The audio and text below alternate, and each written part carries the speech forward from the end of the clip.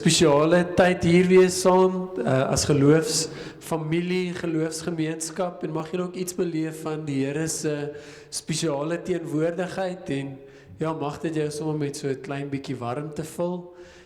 Ons het in die boodskap op ons WhatsApp groepe het ons gesê julle moet maar kom.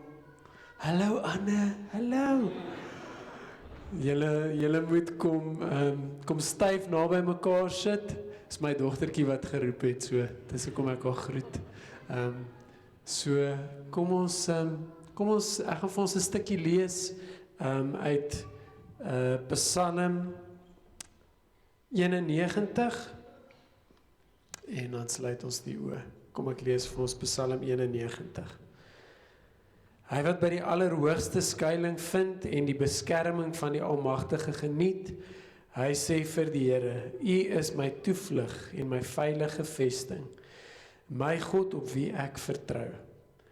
Dit is hy wat jou uit die voëlvanger se wip hou en jou bewaar van dodelike siekte. Hy beskud jou onder sy vleuels en is vir jou 'n veilige skuilplek. Sy trou beskerm jou aan alle kante.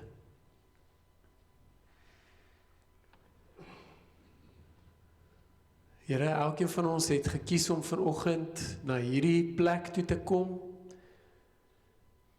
Elkeen van ons het moeite gedoen om hier te wees en daar is 'n bepaalde rede hoekom ons gekies het om te kom. Here, baie dankie dat dit eintlik nie vir U belangrik is wat ons rede is nie. Here, want deur die Gees kan U in elk geval enigiets in ons hart en in ons gees en in ons gedagtes kom doen.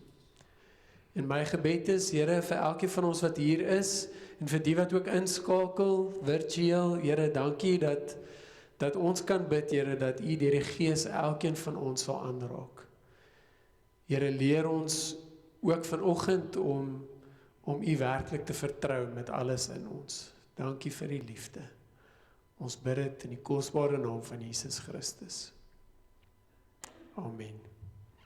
Gemeente, genade en vrede vir jou van God ons Vader en die Here Jesus Christus deur die kragtige werk van sy Heilige Gees. Jy is welkom om saam met my te staan, dan loof en prys ons die Here vanoggend en dan gee ons vir hom die lof en die aanbidding wat hom ook toekom.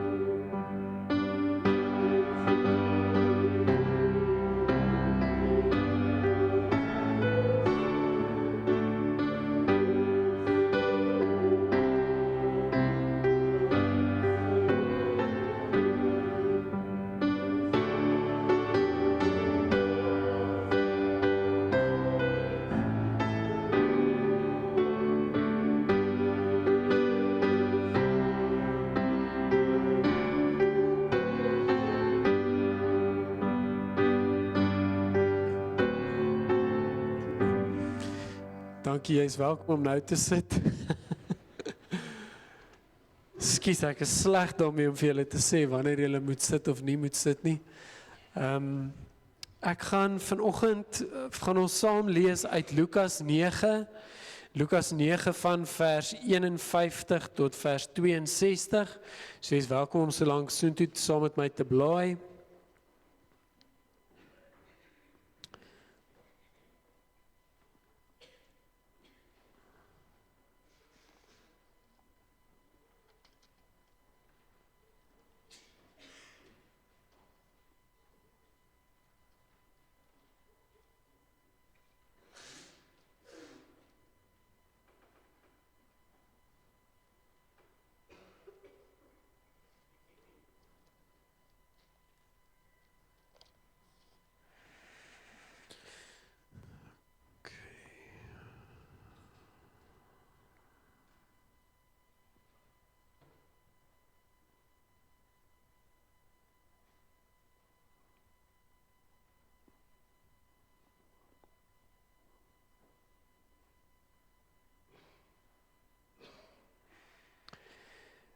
Ek weet nie of jy ooit gehoor het van die uitdrukking of die term bed rot nie.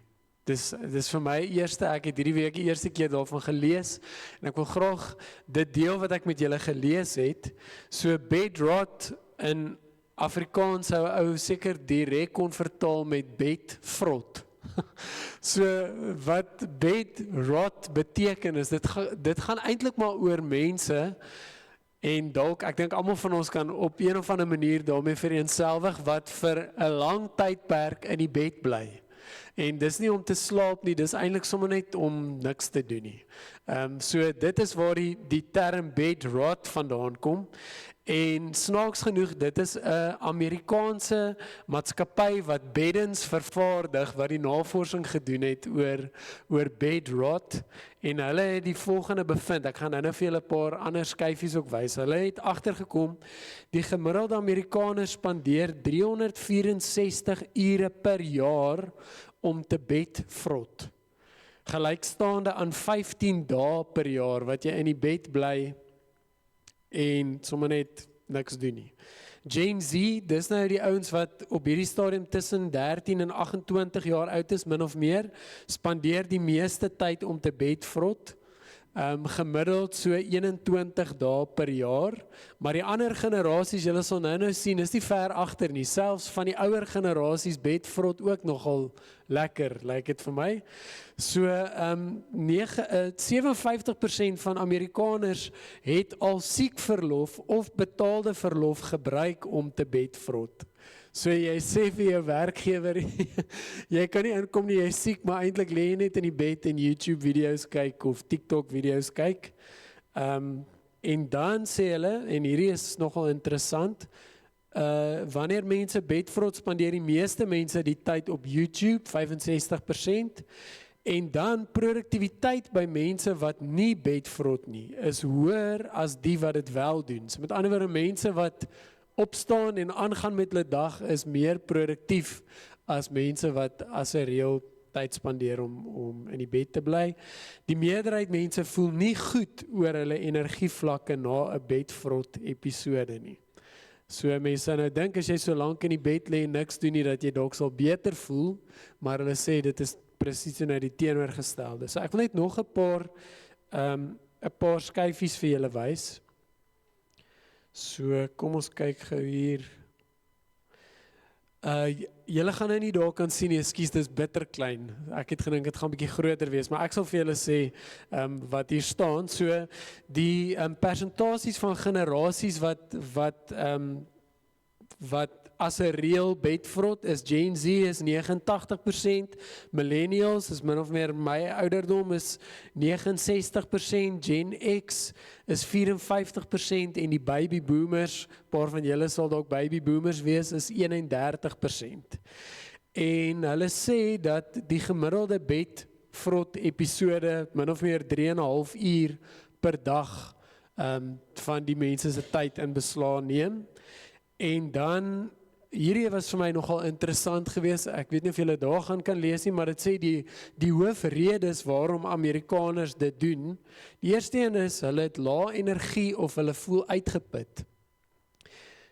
Die tweede rede wat dieselfde hoeveelheid persentasiepunte het, is want dit voel vir hulle gemaklik. En die derde rede is, want hulle wil, en ek dink hierdie is 'n belangrike een, want hulle wil stres en angs ontwyk. So dis eintlik mense wat onder stres verkeer of mense wat angstig is, wat dan vir langer tye in die bed lê en niks doen nie. So hoekom het ek nou met hierdie begin? Dalk dink jy, wat op dese aarde is die rede hiervoor?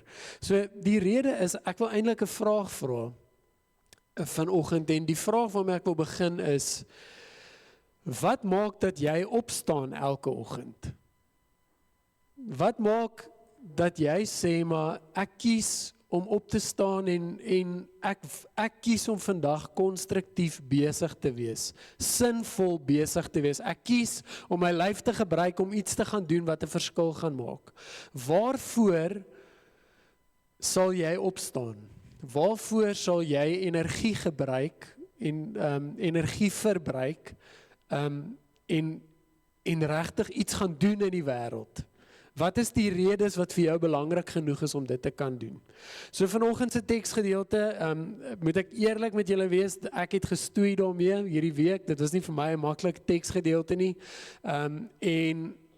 maar ten spyte daarvan glo ek, dat die Here tog vir ons iets besonders en iets spesiaal ook wil sê vanoggend, en ek hoop dat hierdie teksgedeelte en dit wat ons met mekaar gaan deel, ons elkeen gaan help, ook in ons pad van disippelskap wat ons saam met die Here loop.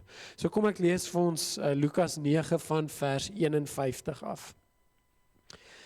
Toe die tyd nader kom dat Jesus in die hemel opgeneem sou word, het hy vasbeslote die reis na Jerusalem begin en boodskappers voor hom uitgestuur. Hulle het vertrek en in 'n dorp van die Samaritane gekom om daar vir hom verblyf te reël. Maar die inwoners wou hom nie ontvang nie, omdat hy na Jerusalem toe op pad was. Toe die twee disippels, Jakobus en Johannes, dit sien, sê hulle, Here, wil U hê ons moet vuur uit die hemel afroep om hulle te verteer? Maar hy het omgedraai en hulle skerp tereggewys. Daarna het hulle die reis voortgesit na 'n ander dorp toe. Terwyl hulle op pad was, sê iemand vir hom, ek sal U volg waar U ook al gaan. Toe sê Jesus vir hom, jakkalse het gate en voëls het neste, maar die Seun van die mens het nie eens 'n rusplek vir sy kop nie. Aan 'n ander een sê hy, volg my, maar hy antwoord, Here, laat my toe om eers terug te gaan om my pa te begrawe. Toe sê Jesus vir hom, laat die dooies hulle eie dooies begrawe, maar gaan verkondig jy die koninkryk van God. Nog een het gesê, ek sal U volg, Here, maar laat my toe om eers my familie by die huis te gaan groet. Toe sê Jesus, iemand wat die hand aan die ploeg slaan en aanhou omkyk na wat agter is nie geskik vir die koninkryk van God nie. Ons gaan tot sover saam lees vanoggend.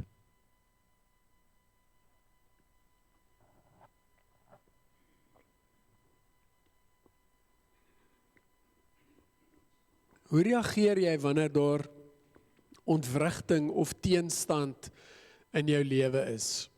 Wat is jou reaksie wanneer iets jou omvergooi of nie uitwerk soos dit moet nie? Ek kan met julle eerlik wees, ek is soms nogal nie goed met ontwrigting nie. Ek raak vinnig geïrriteerd en ek hou daarvan as dinge loop soos wat dit veronderstel is om te loop. Wanneer laas het jy in 'n lekker lang ry gestaan? Wanneer laas het jy te lank vir 'n pakkie gewag wat eintlik al lankal by jou voordeur moes gewees het? Hoe voel jy wanneer dit gebeur? Wat doen jy wanneer die internet nie wil werk nie en dis nou al dag 3 en jy kan niks doen nie en jy voel jy's afgesonder en afgesluit van die wêreld? En wat baie van ons onlangs beleef het, wat doen jy wanneer jou krag vir 2 of 3 dae af is en jy het nie 'n ander plan of 'n ander alternatief nie? Sulke ontwrigtings kan nou nogal gooi.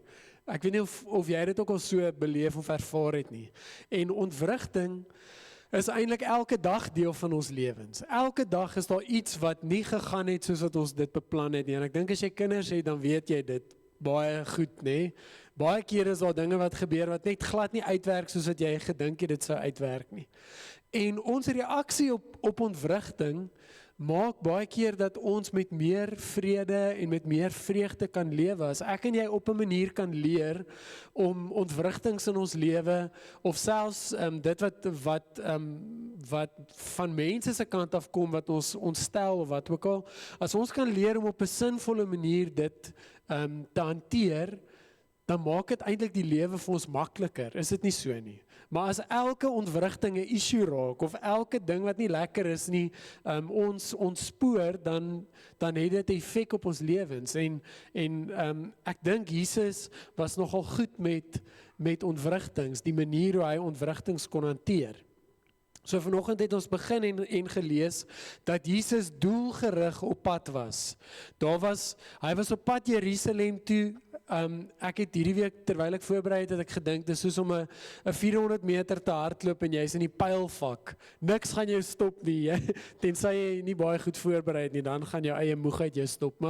Maar as jy in die pylvak is, jy gaan nie dat iets jou keer nie, jy's doelgerig op pad na die wenstreep toe. Jesus is op pad Jerusalem toe, en in hierdie eerste vers lees ons dat dit sê dat die tyd het nader gekom dat Jesus in die hemel opgeneem sou word. Nou daai term of daai paar woorde is eintlik verwys na baie meer as Jesus se hemelvaart. Dit gaan eintlik oor die hele pakkie. Dit gaan oor Jesus wat gevange geneem sou word, gekruisig sou word, opstaan uit die dood en opvaar na die hemel toe. So dis eintlik wat Jesus doelgerig op pad Jerusalem toe voor is.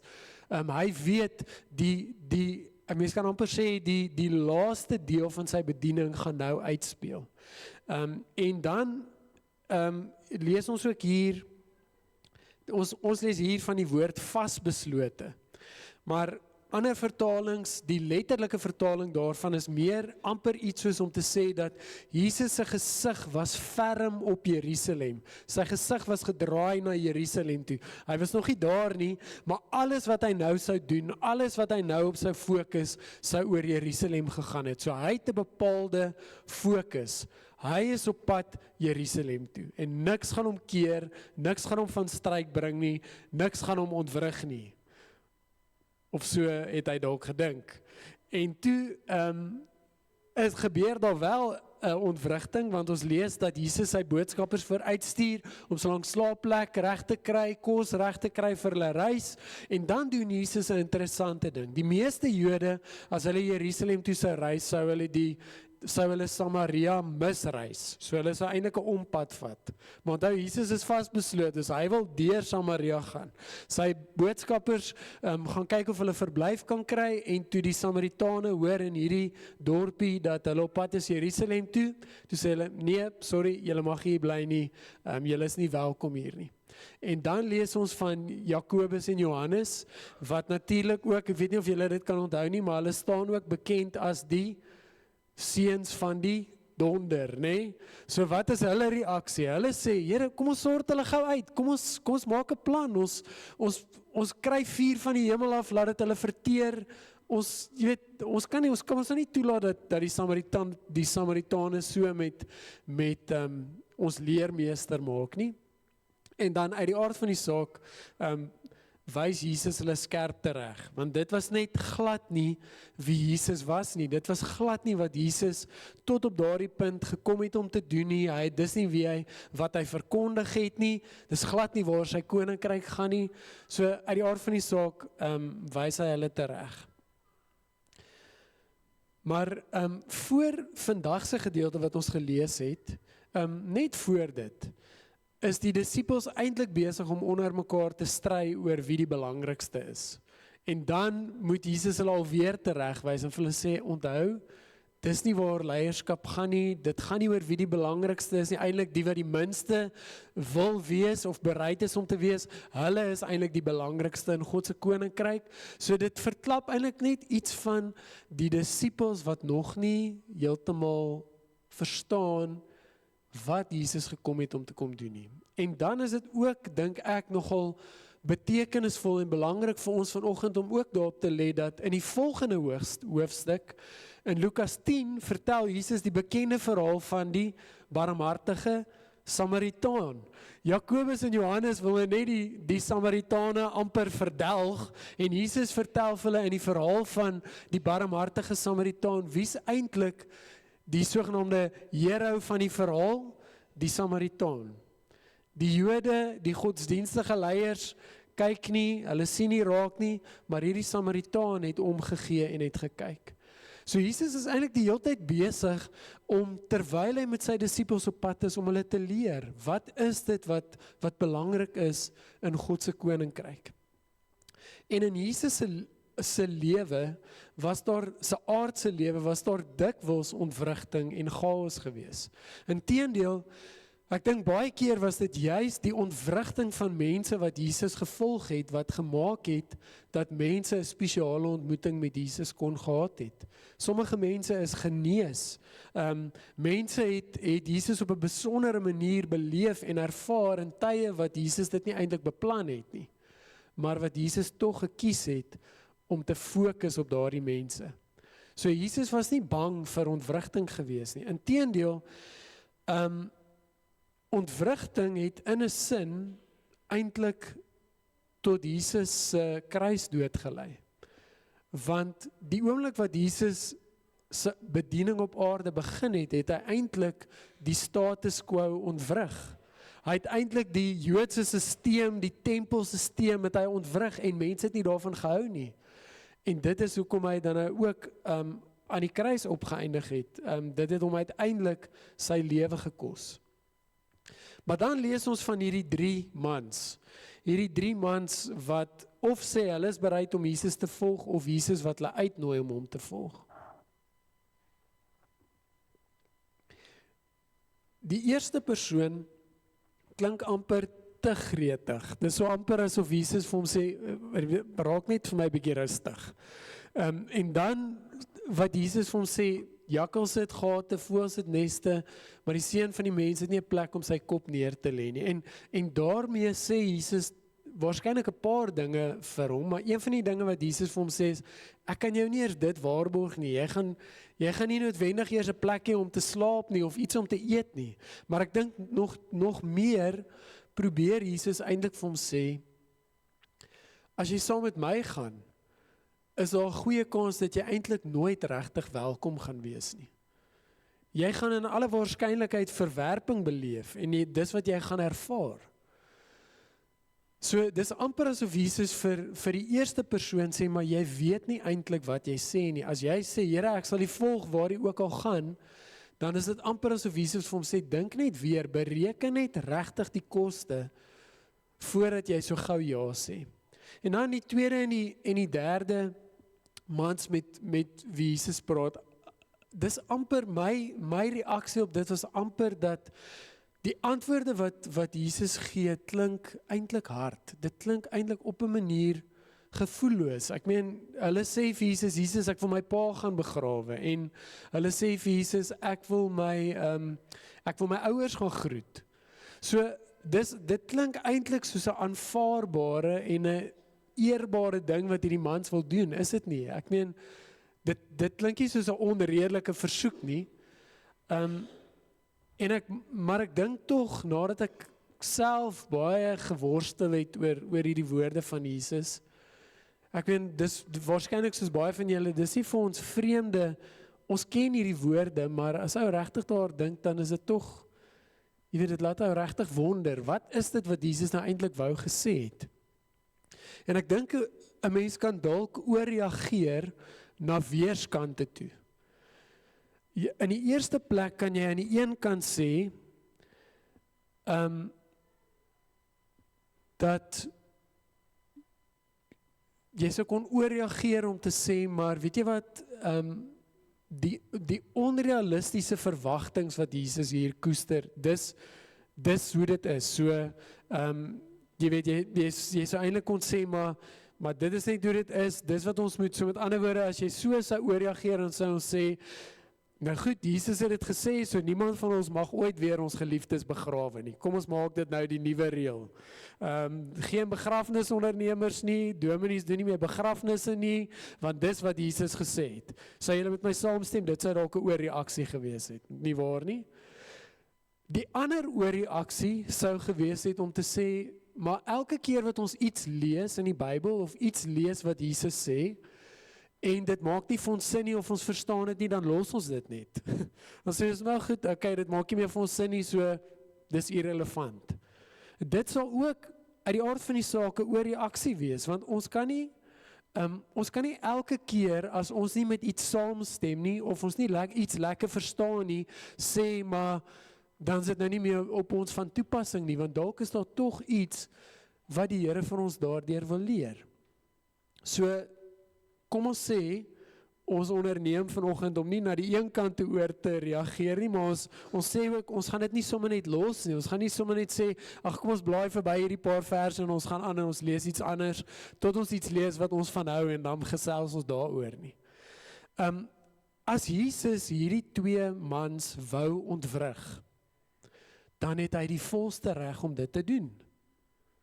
As dit Jesus se oogmerk was, om hierdie ouens se hok te skud, dan moet daar sekerlik 'n rede wees hoekom hy dit gedoen het. Ons het waarskynlik al baie keer vir mekaar gesê, ek is nou nog nie so lank by julle nie, maar ek glo, Derrick het dit gesê, Rian het dit gesê, John het dit dalk gesê, Jaco het dit dalk gesê, dat ons nie 1 of 2 versies moet vat en dit eintlik heeltemal buite konteks aanhaal en dan skep ons vir onsself 'n nuwe evangelie, een waarmee ons gemaklik is nie. Ek kan tog nie my lewe baseer op 1 of 2 versies en sê, ek glo in Jesus, ek is 'n gelowige en ek baseer my hele geloofslewe op Psalm 23 vers 3. Dis nie hoe dit werk nie, nee? Ons moet tog 'n geheel beeld van dit wat die Bybel vir ons sê, moet ons vat en ons moet sê, dis wat die Here graag vir ons wil wys, wie ons is, wat ons moet doen, hoe ons moet leef in hierdie wêreld. En as ons dit sou doen, dan kan ons vir mekaar sê, die realiteit van hierdie paar verse is, eintlik weet ons bitter min van hierdie drie mense wat gekies het om Jesus te volg. Wat weet ons van hulle? Ons weet nie wie hulle is nie, ons weet nie wat hulle motiewe is nie, ons weet nie of hulle regtig Jesus wou volg nie, ons weet nie of hulle ooit eers toe vir Jesus gevolg het nie. So ons weet eintlik baie min van hulle. En Jesus se woorde aan hierdie 3 mense het 'n oop einde. Ons weet nie wat het gebeur nie. So ek wil hê ons moet vir 'n oomblik net so 'n bietjie weier dink. Dink saam met my net 'n bietjie weier en kom ons gaan eers terug na die Ou Testament toe en ons gaan dink oor 'n paar gedeeltes in die Ou Testament wat dieselfde ding sê. En dit is dat die Here genadig en barmhartig is, lankmoedig en vol liefde. As jy sommer net op jou foon dit gaan soek op jou Bybel-app, sal jy sien dat in die Ou Testament kom hierdie woorde by herhaling voor, in verskillende gedeeltes in die Ou Testament. Dit is 'n bekende gedeelte, en seker die bekendste gedeelte is Psalm 103. So, ons weet, die Here is genadig, ons weet hy is barmhartig, ons weet hy is lief vir ons. So, hierdie woorde van Jesus aan hierdie 3 mans kanselleer dit nie uit nie. Maar in die Nuwe Testament sien ons op 'n paar plekke ook dieselfde konsep, dieselfde gedagte. Soos byvoorbeeld in Romeine 2, vers 4. Ek moet net gou hier my skerm reg maak. Romeine 2 vers 4. Wat Romeine 2 vers 4 sê, God is ryk in goedheid, verdraagsaamheid en geduld.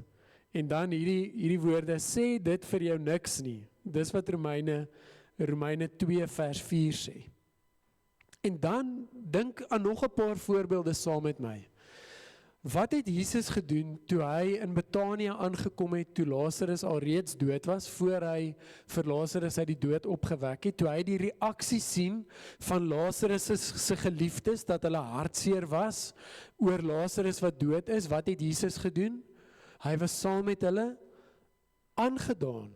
So, Jesus kom nie daar en sê, man, weet jy wat, Maria, laat die dooies begrawe, Lazarus is dood, wat maak het nou eintlik saak nie? Want dis wat 'n ou maklik sou kon aflei uit hierdie versies vanoggend, maar in dieselfde tipe situasie, met 'n ander mens, ander konteks, reageer Jesus heeltemal anders, né? En dan ken ons natuurlik die bekende gedeelte in Matteus 11 vers 28 waar Jesus sê, kom na my toe, almal wat uitgeput en oorlaai is, en ek sal vir julle rus gee. Waar Jesus sê, ek is sagmoedig en nederig van hart, my juk is sag, my las is lig.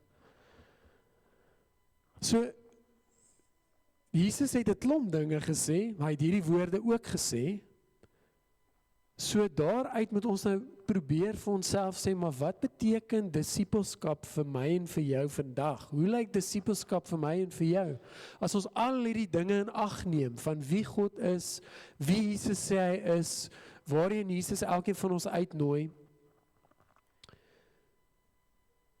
So, as ons moes dink aan die ander rede, vir hierdie woorde aan hierdie twee mans, dan sou ons kon sê, Jesus se bedoeling was waarskynlik om te ontwrig, ons het dit klaar gesê, en om die erns en die dringendheid van sy uitnodiging te laat verstaan. Dalk het hierdie mans, dalk het hulle hierdie woorde gebruik, amper as 'n tipe van 'n afleiding, of 'n uitsteltaktiek. Dalk was hulle nie werklik gewillig om Jesus te volg nie. En dalk is dit hoekom Jesus vir hulle hierdie woorde gee. So in die koninkryk van God en in ons elkeen se disippelskap is dit amper asof die Here sê, maar ons kan nie toelaat dat ons 'n aandag afleibare disippelskap het nie. Die Here nooi ons eintlik uit om gefokus sy disippels te wees. En Jesus sê ook in die evangelie van Lukas, dat ons moet bereid wees om ons lewe af te lê. Ons moet bereid wees om ons kruis op te neem en hom te volg.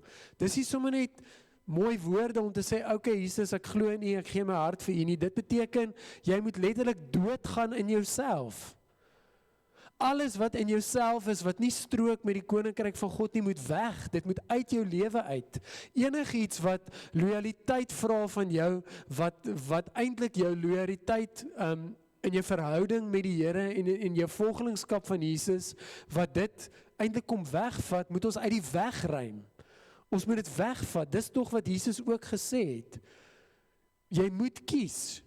Wil jy my volg, wil jy my nie volg nie, want as jy my volg, dan moet jy bereid wees om jou lewe af te lê. Ons kan nie sê, ek volg Jesus, maar, ag weet jy wat, ek weet die Here hou nie eintlik van hierdie of daai, of ek het hierdie projek of hierdie droom waarmee ek besig is, ek weet die Here sou nie eintlik daarmee saamgestem het nie, maar ek wou dit nog altyd gedoen het, en ek lewe net een keer, en ek gaan eendag doodgaan, en ek gaan in elk geval hemel toe gaan, maar as dit by hierdie dingetjie kom, ek kan nie nee sê vir hierdie ding nie. Maar dan sou Jesus dalk vir ons presies dieselfde antwoord gegee as vir hierdie 3 mense. So die Here vereis natuurlik loyaliteit. Hy vereis dat ons gefokus hom moet dien en hom moet volg. Dit is so. En ons kan nie net omdat hierdie gedeelte ons ongemaklik maak of hierdie paar sinnetjies ons ongemaklik maak sê, okay, maar kom ons vergeet nou daarvan nie. In volgelingskap met Jesus is dit 'n uitnodiging na volle oorgawe of niks. As ek nie vir die Here kan sê, Here, ek is werklik bereid om U te volg. Ek weet ek kan nie altyd nie, ek weet ek maak foute, maar ek wil U werklik volg. As ek dit nie kan doen nie, dan sê die woord, dan moet ons dit eintlik eerder net los. En dis die harde deel van vanoggend se boodskap. En dis wat ek gelees het in hierdie teksgedeelte die afgelope week ook. Dat elkeen van ons eintlik moet vra, maar hoe dink ons oor ons loyaliteit teenoor die Here en ons volgelingskap van Jesus? Wie van julle was al ergens in jou lewe 'n klerk of 'n intern of 'n groentjie gewees? Dat jy ergens moes geleer het by iemand? Dat jy onder moes begin? Ek dink almal van ons was op 'n manier. Maar wat vir my interessant is, en ek het dit al by baie mense gehoor, is dat dit die slegste tyd of jaar of jare van jou lewe is. Dat wanneer jy 'n intern of 'n klerk of 'n ding is, dan word die werk vir jou gegee wat niemand anders wil doen nie. So daai sieldodende werk wat niemand wil hê nie, dit kry jy. En baie keer, ek wat nou 'n bietjie in die kerkwêreld beweeg, het dit al baie keer gesien dat daar soos 'n intern by 'n kerk is, en dat daai arme intern so slawe moet werk. Hulle moet die stoele pak, hulle moet vir die pastoor of wie ook al gaan koffie koop en sy inkopies doen. Hulle moet al die slegste werk doen. En die ouens vir wie hulle werk, doen omtrent niks. Verstaan, hulle doen net al die lekker goed. Al die goed waar hulle raak gesien word en waar mense vir hulle sê, "O, baie dankie vir jou wonderlike werk." En dat ek al baie keer gewonder, maar hoe dink jy as leier of as persoon wat nou oor hierdie klerk werk, dat daai persoon enigiets gaan leer as dit is hoe jy hulle benader? Hulle doen eintlik al die laagwerk. En as ons dink aan God se koninkryk, dan is elkeen van ons eintlik ons lewe lank soos 'n intern, nê? In God se koninkryk, ons leer eintlik die hele tyd. Ons is voortdurend besig om te leer. En wat vir my so fascinerend is van Jesus, is dat sy disippelskap het hy nog altyd voorgeleef. Daar is bitter min, ek kan nie nou soms so vinnig dink aan 'n plek in die Nuwe Testament waar Jesus iets van sy disippels gevra het wat hy nie bereid was om self te doen nie. Ek kan nie sien dat Jesus vir sy disippels sou gesê het, "Okay, stap gou asseblief grounded toe, gaan koop vir my 'n flat white, kom terug en dan terwyl ek gou hierdie goed hanteer, dan sal ek weer 'n bietjie met julle gesels nie." Jesus sou saam met hulle gestap het. Jesus sou voete gewas het, hy sou gedien het, hy sou dit nie gedoen het nie. So, as ons aan God se koninkryk dink, dan moet ons sê, maar as ons moet sê dat Jesus ons baas is, ons koning is, dan het hy eintlik soveel meer gegee as wat ons ooit sal kan gee. Hy het alles gegee. En daarom, as daar tye is wat Jesus ons lewe partykeer 'n bietjie ontwrig, wanneer hy so 'n bietjie ons hok skud, dan kan ons dit maar vat. Ons kan dit maar van hom af vat, as hy volle lojaliteit vereis van ons. Dan kan ons regtig hom vertrou daarmee. Ons kan maar sê, Here, dis reg, ek vertrou U. As U sê, dit is wie ek moet wees, dis wat ek moet doen, dan kan ons werklik dit van Jesus, ons kan dit regtig maar vir hom gee, want Jesus weet wat dit vat. Jesus het dit vir ons voorgeleef. So hoe lyk jou volgelingskap? Hoe lyk jou pad van disippelskap wat jy loop in jou wêreld? Hoe lyk dit in jou lyf? Hoe lyk dit in jou konteks, daar waar jy is, waar jy beweeg, waar jy speel, waar jy moet besluite neem?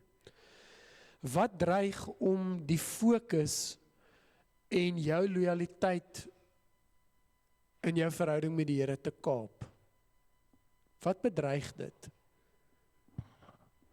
Is dit dalk jou werk, jou besittings, jou gesin of jou kinders, jou stokperdjies, jou gemak?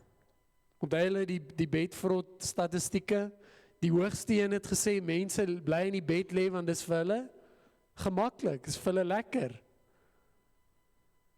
So wat bedreig jou lojaliteit? En dan, wat sou Jesus daarvan sê? Wat sou Jesus van die bedreiging sê? As ek sê, Here, maar my titel is vir my so belangrik, dis vir my lekker as mense my so en so noem, of as ek iemand het wat vir my werk, ek geniet dit. Wat sou Jesus daarvan sê? Hoe sou hy reageer daarop? En dalk word jy vandag in die besonder aan Jakobus en Johannes herinner, aan hulle reaksie op hierdie ontwrigting, aan hulle reaksie op wat eintlik maar 'n bietjie 'n verwerping was, waar hulle op 'n manier dalk miskien hulle ego wou beskerm, dan sê, wie's jy om dit vir my te sê? Dalk kan jy daarmee vereenselwig. Dalk word jy vanoggend aan jou eie, ek kon nie aan 'n lekker Afrikaanse woord kom nie, dalk word jy aan jou eie insecurities herinner, aan jou eie gevoel van minderwaardigheid. Hoe reageer jy wanneer jy minderwaardig geag word, of wanneer jy afgejak word? En wat sê dit van wat binne in jou hart aangaan? En waar jy trek in jou pad van disippelskap? Waarom reageer jy partykeer soos wat jy doen?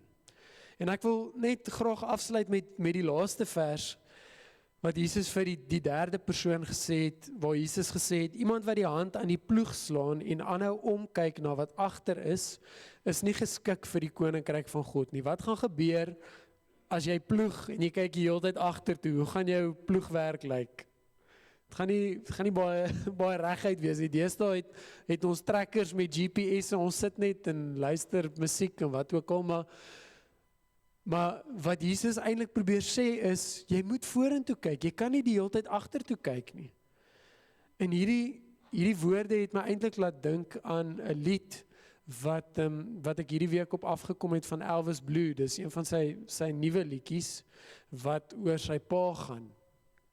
En dan sê hy die volgende woorde, ek weet nie of julle dit mooi kan lees daar nie, maar hy sê, dis nes pa gesê het, hierdie wêreld bly kliphard, maar die toekoms hoort aan die een wat aanhou glo, wat aanhou loop. Jou woorde gee my elke dag nog hoop. Die toekoms hoort aan die ene wat aanhou glo en wat aanhou loop. Is dit nie eintlik wat Jesus probeer sê met hierdie laaste gedeelte wat hy vir die ou antwoord nie, om te sê, wat help het jy gaan die hele tyd terugkyk? Dit gaan jou nie help nie.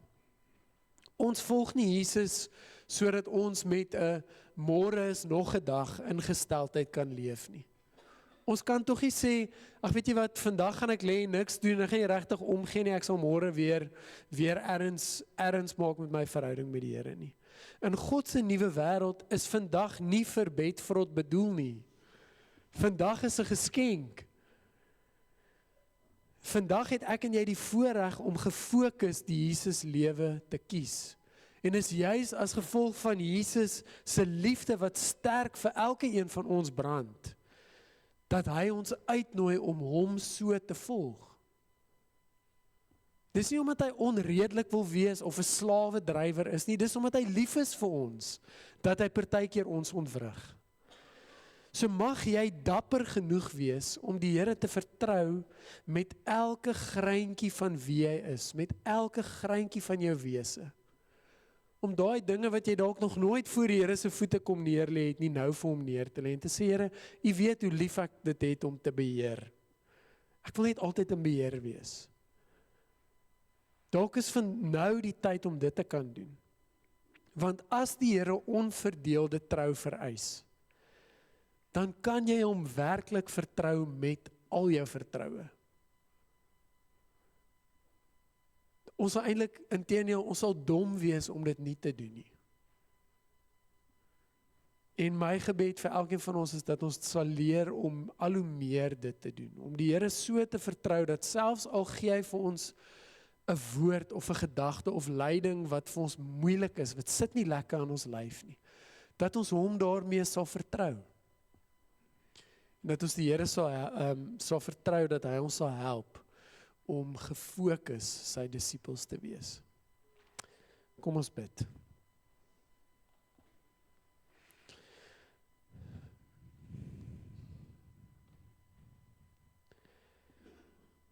Here, baie keer as ons in ons lewe gekonfronteer word met ons foute, met ons tekortkominge, met ons sonde, met ons twyfel, dan is die beste ding wat met ons kan gebeur, Here, dat ons net weer opnuut bewus sal word van U genade. En Here Jesus, dankie dat dat U uitnodiging aan elkeen van ons om U te vertrou, dat dit elke dag nuut is. En Here, selfs al bevind ons in tye in ons lewe, in 'n seisoen waar ons regtig net in die bed wil hê, Here, waar ons dalk diep depressief voel, ons regtig angstig voel, Here, waar ons op 'n manier nie 'n vooruitsig het vir môre nie. Here, dankie dat U ons daar kom haal. En dat U ons uit die bed uit tel en vir ons sê, maar kom ons probeer weer. Kom, ek gaan die pad saam met jou stap. Dis wie U is, Here. Here, dankie dat ons nie hoef bang te wees en skaam te wees oor wie ons is en wat in ons lewens aangaan, Here, maar dankie dat ons dit na U toe kan bring, dat ons dit eintlik voor U kan ontbloot. Daai dele van ons lewe wat ons eintlik met niemand wil deel nie. Dankie dat ons dit vir U kan bring, Here, en dat U dit vat en dat U ons help om ook die lig te sien in omstandighede wat dalk vir ons nie altyd sin maak nie. Dankie, Here, dat ons lewens aan U kan toevertrou en dankie dat ons dit ook kan doen met almal wat vir ons kosbaar is, ons families, ons goeie vriende en ook ons gemeente. Here, vir mense wat deel is van ons gemeente, wat op die pad is en wat dalk vakansie hou, mense wat siek is, en ook mense, Here, wat eensaam voel of mense wat regtig sukkel. Ons wil hulle ook by voete kom neerlê en ons wil ook vra, Here, dat U ons sal gebruik. Here, help ons om nie maar net 'n gebedjie op te sê nie, maar om regtig bereid te wees om te help waar ons kan, om te gee waar ons kan. Dankie, Here, dat U vir elkeen van ons unieke geleenthede en gawes en vermoëns gegee het. En dankie, Here, dat U elke liewe een van ons in hierdie kerkgebou, sonder uitsondering, wil gebruik. Dankie dat die liefde en die genade vir elkeen van ons genoeg is. Ons eer U. Ons wil dit met ons lewens doen. Ons bid dit in die kosbare naam van Jesus. Amen. Kom ons gee nou ook 'n geleentheid vir 'n dankoffer.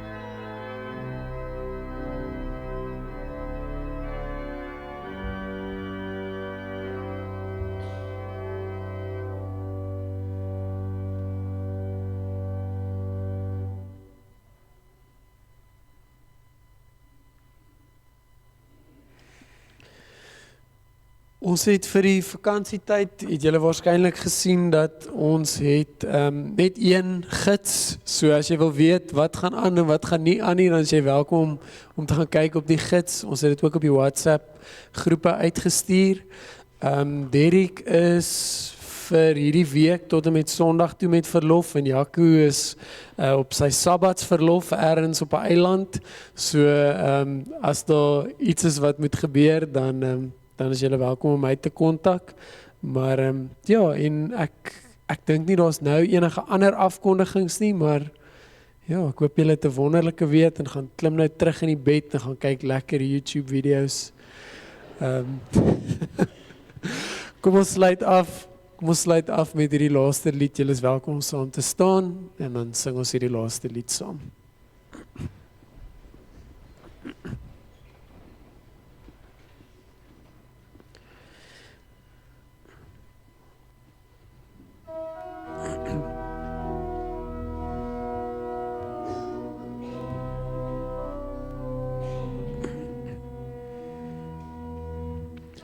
Sien saam en verlaat alles mense rondom my. Daar is niemand wat my verstaan, maar die woord ooral my.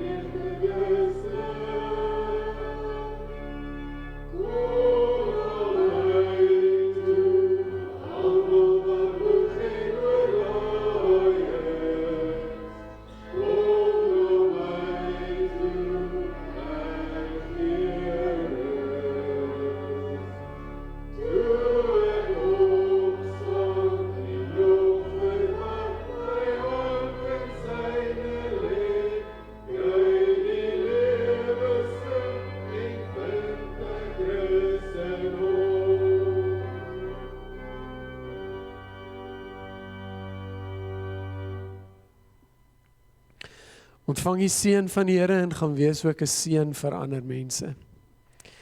Die Here is voor jou om die pad gelyk te maak. Die Here is langs jou om jou in sy arms toe te vou. Die Here is agter jou om die aanvalle van die bose af te slaan. Die Here is onder jou om jou te dra as jy sou val. Die Here is rondom jou om jou te beskerm. Die Here is bokant jou om jou te seën. Die Here is in jou om jou te lei met sy Heilige Gees. Die drie enige God is by jou, van nou af tot in ewigheid.